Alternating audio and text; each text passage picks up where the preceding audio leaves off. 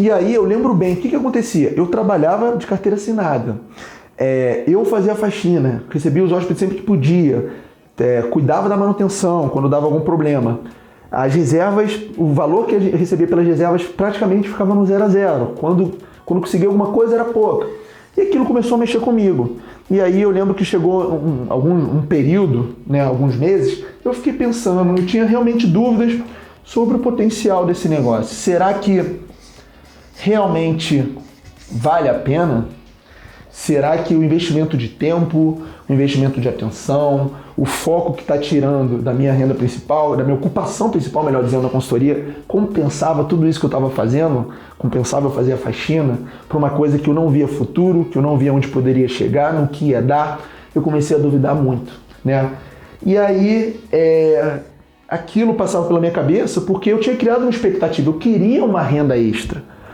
Eu não me importava de lavar o vaso, de fazer a faxina, mas eu queria uma renda extra. Eu queria alguma coisa além, e não só pagar as contas. Eu não estava conseguindo o resultado que eu queria, que eu almejava, que eu imaginava que eu ia conseguir, pelo menos naquele tempo. E aí aquilo começou a me incomodar. Eu tinha dificuldade eu não sabia mais o que eu poderia fazer. Eu já tinha criado anúncios, e eu fazia modificações de anúncios, e eu trocava fotos, e eu olhava acomodações parecidas com as minhas. Inclusive, deixa eu passar aqui para a gente continuar. Eu entendi naquele momento que eu tinha dificuldade em alguns momentos específicos, tá? Que, na minha visão, na minha opinião, era o que estava me segurando, que eu não conseguia ir além. E aquilo começou a me incomodar muito. Eu tinha dificuldade em precificar a diária. Para mim era claro que eu não sabia precificar, porque eu ficava inseguro quando eu dava desconto, porque eu não tinha critério. Eu ficava inseguro quando eu recebia uma reserva com aquela sensação que eu poderia ter cobrado mais.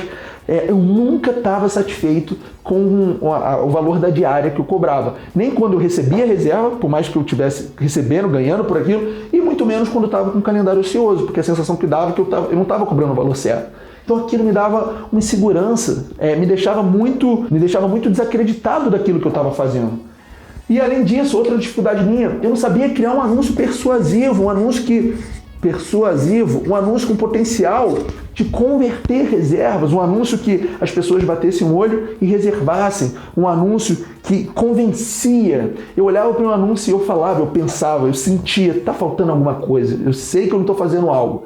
E aquilo me consumia, claramente era uma coisa que me consumia, e depois eu fui enxergar aquilo com mais clareza o que estava acontecendo. Por fim, aquilo, de uma forma, a conclusão era que eu não estava conseguindo reservas vantajosas. Só que, o que é reserva vantajosa, Henrique?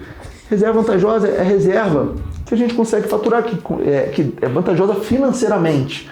Tá? Normalmente são reservas mais longas, sabe? São reservas que você cobra a diária que você poderia, correto? Porque não eram as reservas que eu estava recebendo no final de semana, aquelas reservas curtas, aquelas reservas que dão mais trabalho do que resultado. Eu só recebia reserva que dava trabalho.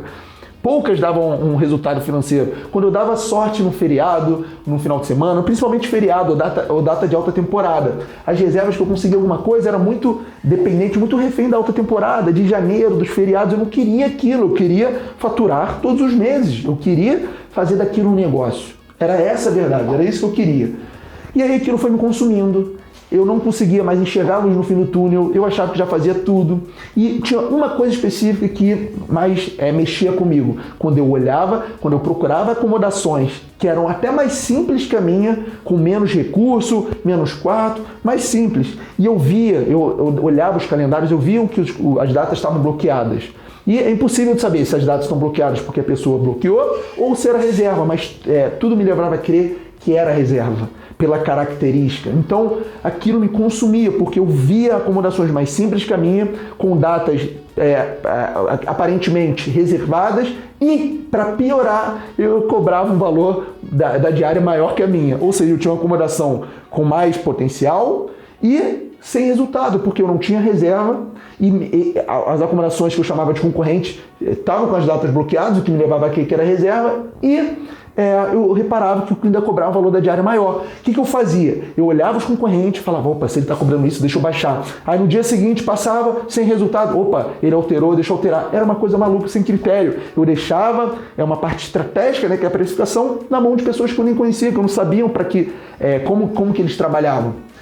Então isso me consumia muito, as acomodações próximas, parecidas com a minha, cobrando uma diária maior e ainda com uma estrutura aparentemente pior. Menos quartos, decoração, né, deixando a desejar, às vezes não tinha nem ar-condicionado, que aqui no Rio de Janeiro faz muito calor. Então isso daí eu falei, não é possível. Então eu tinha essa dificuldade e para piorar, eu de alguma forma, aquilo mexia com a minha cabeça quando eu via acomodações, né, sendo reservadas com condições piores que a minha. E aquilo foi me consumindo tanto que chegou no ponto que eu precisava tomar uma decisão. Porque eu já não conseguia nem produzir, né, na consultoria que eu trabalhava, no meu trabalho de CLT, e nem dar o máximo, saber o que eu poderia fazer com aquele apartamento que a gente estava alocando por temporada. Eu precisava tomar uma decisão, né, entre a CLT ou empreender. Porque a grande verdade é que eu estava pensando em desistir. Eu precisava abrir mão de alguma coisa porque eu não estava fazendo nada direito. E aí, por acaso do destino, acreditem uns ou não, em destino, o que aconteceu foi, coincidência ou não, a empresa que eu trabalhava, a Accenture, me mandou para os Estados Unidos, né, a trabalho. E aí era uma convenção que pessoas que trabalhavam na Accenture do mundo inteiro se encontravam. E aí tinha dinâmicas de grupo, era 5 dias, e formavam grupos, certo? Para fazer a dinâmica. E aí nessa dinâmica eu conheci uma pessoa, que era do meu grupo, chamava Dimitri. E essa pessoa, aqui ó, rapidão, fui para os Estados Unidos, e eu conheci essa pessoa, com esse nome esquisitão aqui, porque ele era americano.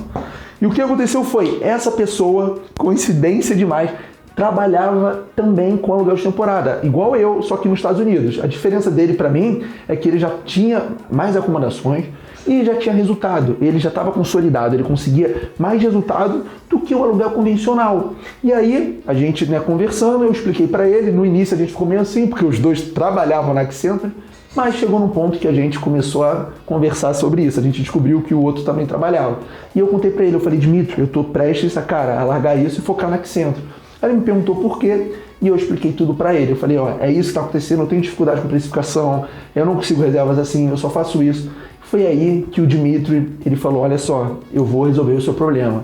E eu duvidei, porque ele falou, ó, o que você tem que fazer é isso. Ele começou a me explicar e eu pensei, o Dimitri está achando que o que funciona aqui nos Estados Unidos também funciona no Brasil. Pobre Dimitri, ele não tem ideia do que é o Brasil. E aí eu precisei prometer para ele que antes de desistir eu ia testar o que ele me ensinou, aquilo que ele me explicou. E aí não deu outra, tá? Aqui ó, experiência em um mercado mais maduro. O Dimitri estava nos Estados Unidos. Por isso que eu não acreditei que o que funcionava lá ia funcionar aqui. Eu pensei, lá vem ele achando que mais um americano achando que as coisas de lá funcionam no Brasil, como eu te falei. E aí é o seguinte, eu falei para ele, eu prometi para ele que antes de desistir, como eu te falei, eu ia testar tudo. Então, naquele momento, ele virou um mentor para mim, tá? Ele falou, Henrique, eu vou te falar tudo o que eu sei, eu vou te dar senha, né, ele tinha comprado um curso, até em inglês na época. Esse curso aqui foi a base para precificar de mercado, como funciona o ramo de hospedagem, e eu vou te ensinar tudo o que eu sei. Você me promete que antes de desistir, você vai fazer isso, tá? Se você fizer isso e não tiver resultado, aí beleza, você foca na Accenture, você toca a sua vida, porque ele via no meu olhar a vontade que eu tinha de empreender, mas ele via que naquele momento eu não tinha as informações, eu não tinha, né, os recursos necessários para fazer a coisa acontecer, afinal de contas, é um negócio, eu não sabia naquela época que eu tinha um negócio, eu achava que era uma coisa ali que eu ia ver no que ia dar, não, eu administrava uma acomodação por temporada, e aquilo requeria tempo, conhecimento, investimento mais em conhecimento do que financeiro em si.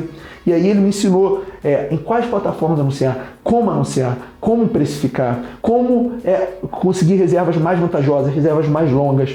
E aí é o seguinte, quando falo que ele virou mentor, de uma forma bem sucinta, bem grosseira, O Dmitry me deu duas coisas. Ele me deu um método e me deu ferramentas. A melhor definição para método é um passo a passo replicável. Ele me explicou, Henrique, olha, você tem que se preocupar isso, fazer dessa forma, é assim. E as ferramentas, ele me explicou quais ferramentas tinha. De uma forma geral, são 4. As primeiras são as OTAs, que são as plataformas, como o Booker, Airbnb. A segunda são gerenciadores de canais, são channel managers, né, que trabalham de bastidores, centralizadores, facilitadores para precificação, para bloquear calendário. O que mais? A gente tem ferramentas, né, para ver o mercado, como que está de procura, quais lugares tem mais procura, quando a procura é maior, tá certo? Isso aí a gente tem o nome até de Revenue Management, enfim, tem várias. E por fim a gente tem ferramentas de controle, de gestão de reserva, para você fazer o controle financeiro, o que entra, o que sai, os dados da sua acomodação. Então, só de ferramenta ele me mostrou 4 diferentes, como mexer, o que realmente importa.